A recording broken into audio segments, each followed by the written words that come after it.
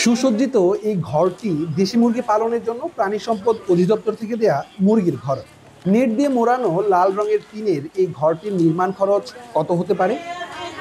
সরকারি হিসেবে এই ঘর নির্মাণের জন্য 20,000 টাকা বরাদ্দ দেওয়া হলেও স্থানীয়দের অভিযোগ এটি নির্মাণে খরচ হয়েছে সর্বোচ্চ 10, 12 বা 15,000 টাকা। বাকি টাকা আত্মসাৎ করেছেন ঝিনাইগাতী উপজেলা প্রাণী সম্পদ কর্মকর্তা এটিএম ফায়েজুর রহমান।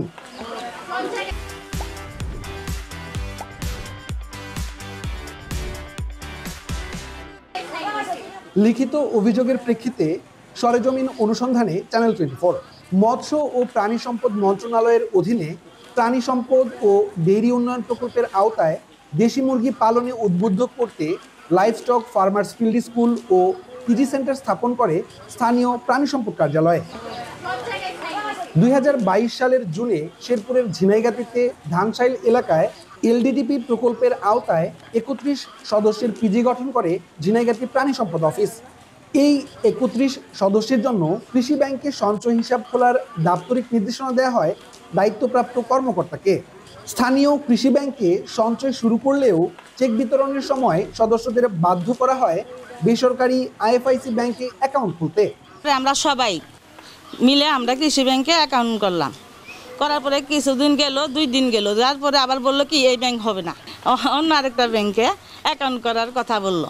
পরে আমরা আবার 200 টাকা খরচ করি আমরা আবার অ্যাকাউন্ট করলাম। আমগর যে একটা ঘর দিছে এই ঘরটা 20,000 টাকার ঘর না। ভুক্তভোগী সদস্যদের অভিযোগ, পরবর্তীতে এসিপি চেক বিতরণের জন্য তাদের স্বাক্ষর নিলেও ঘর নির্মাণের সরকারি 20,000 টাকার অনুদানের চেক উত্তোলন করেছেন ঝিনাইগাতী প্রাণী সম্পদ কর্মকর্তা নিজেই। কোনো নগদ টাকা সদস্যদের হাতে না দিয়ে মনমতো খরচ ও নিম্নমানের সামগ্রী দিয়ে ঘর নির্মাণ করেছেন এই কর্মকর্তা। আমগো ঘর বাবদে আসছিল 20,000 টাকা, উনি দিয়ে দিল আমগো 6-7 টাকার ঘর। এই ঘরের মাধ্যমে আমরা কিচ্ছু করবে পাই না, হাঁস মুরগি কিভাবে পালমু? জলিমে 6-7 টাকার দাম আছে।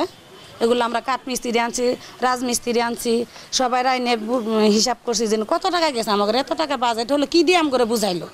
এ বিষয়ে খরচ ও মান নিয়ে আপত্তি করতে গেলে তাকে ঘর না দেওয়ারও হুমকি দেওয়া হয়েছে বলে অভিযোগ স্থানীয়দের। পরবর্তীতে 29 সদস্য লিখিত অভিযোগ করলেও এ বিষয়ে কোনো সমাধান পাননি স্থানীয়রা। এখানে থেকে 6 থেকে 7,000 টাকা খরচ গেছে, এই গরিব সদস্যরা আর পুরা টাকা ফয়জুর সাহেব আত্মসাৎ করছে। এর জন্য আমরা বিচার চাই, আমরা এই ফাইজুরের বিচার চাই।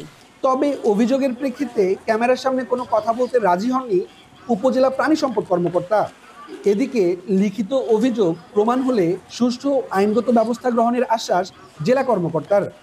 সম্প্রতি আমাদের এলডিডিবি প্রকল্পের অধীনে যে বিভিন্ন ঘর পোলট্রি এবং ছাগল পালনের উপরে ঘর যে 20,000 টাকার যে প্রদান করা হয়েছে, সেই বিষয়ে উনি একজন ধানসাইলের পিজি গ্রুপের একজন সদস্য আমার বরাবরে কমপ্লেন করেছে। তো আসলে এই বিষয়টা হলো 1.5 বছর আগের ঘটনা।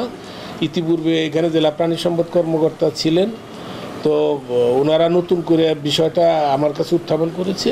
তো বিষয়টা আমি একটু দেখব, ভালো করে খতিয়ে দেখব যে কোনো প্রকার অনিয়ম হয়ে থাকলে আমার বিভাগ অনুযায়ী, আইন অনুযায়ী আমি ব্যবস্থা নেব।